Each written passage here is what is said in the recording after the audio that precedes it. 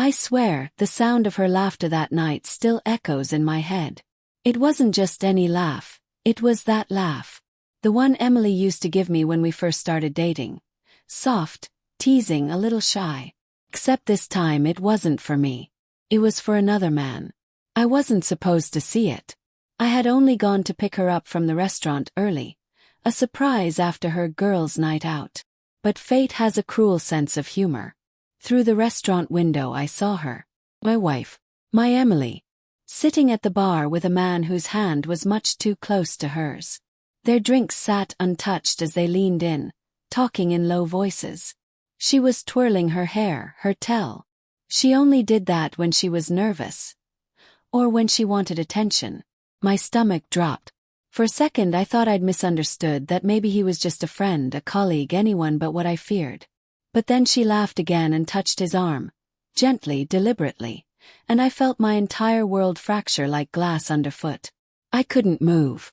I stood there, half hidden by the window frame, watching as if frozen in some cruel dream. Emily and I had been married for 8 years. We weren't perfect, but I thought we were solid. We had a rhythm.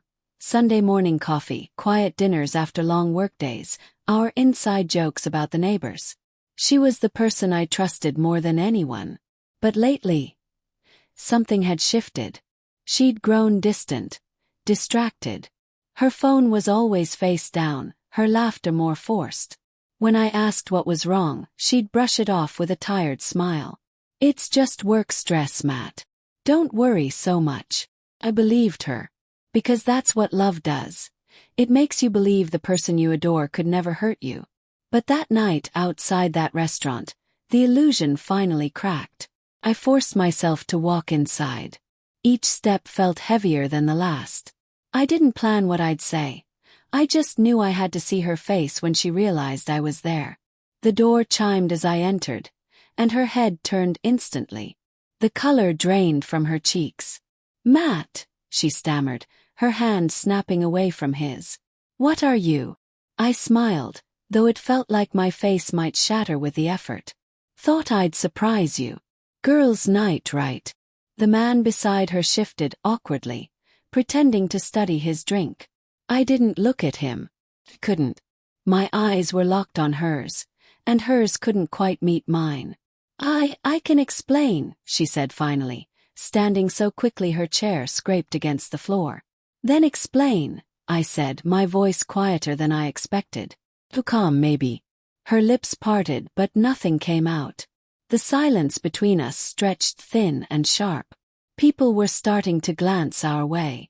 Finally she whispered, "Let's talk outside." The night air was cool, sharp with the smell of rain.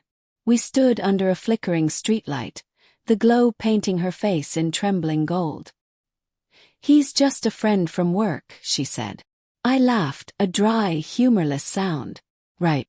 And you just happened to be stroking your friend's arm while your husband was home thinking you were out with the girls." Tears welled in her eyes. "Matt, it wasn't like that. I swear." "Then what was it, Emily?" I snapped, my voice finally breaking. "Because from where I was standing, it sure as hell looked like you were enjoying yourself." Her mouth trembled. I don't know, okay? I've been confused. You've been distant lately too. Work's been hard, and I just wanted to feel something again." That word, something, hit harder than a slap. "So I wasn't enough to make you feel?" I asked quietly.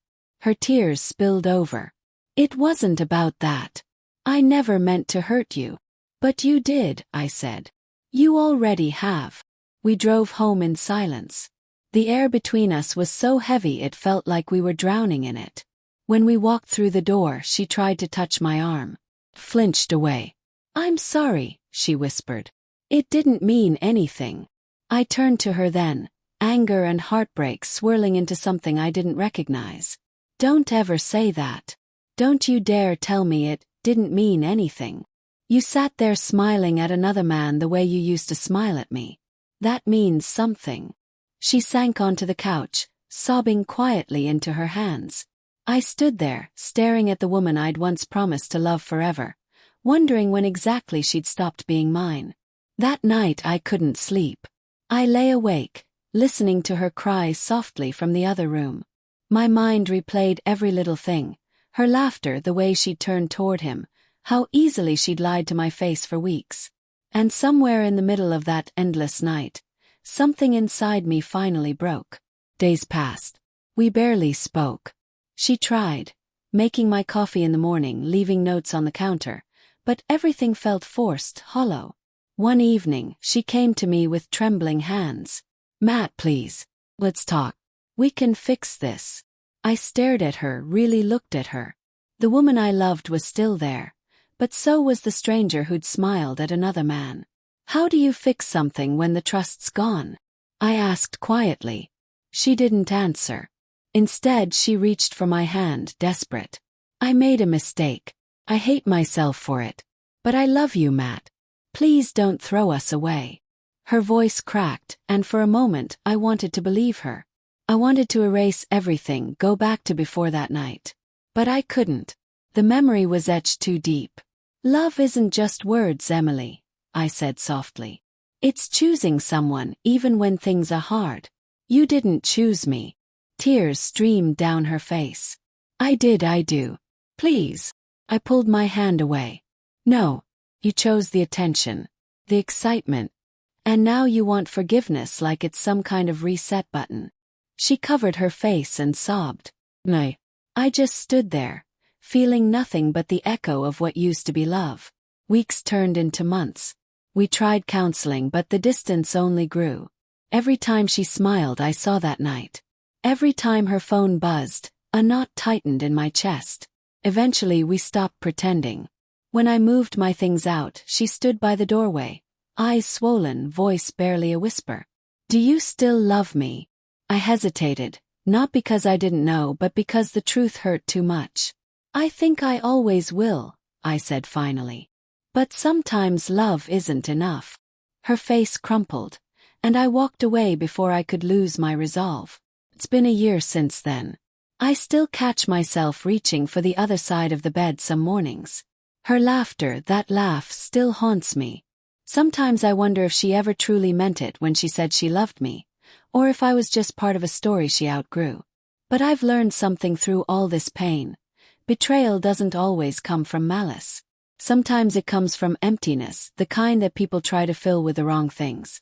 And maybe that's what hurts most of all. Because she wasn't a villain. She was the woman I loved, who simply stopped loving herself long enough to forget me. Still, that night outside the restaurant will forever be the moment my world split in two, before and after her laughter stopped belonging to me. And no matter how much time passes, I'll never forget the way she looked when I caught her. Guilt and longing tangled in one expression, as if she already knew she'd just lost everything. Everything we had. Everything we were.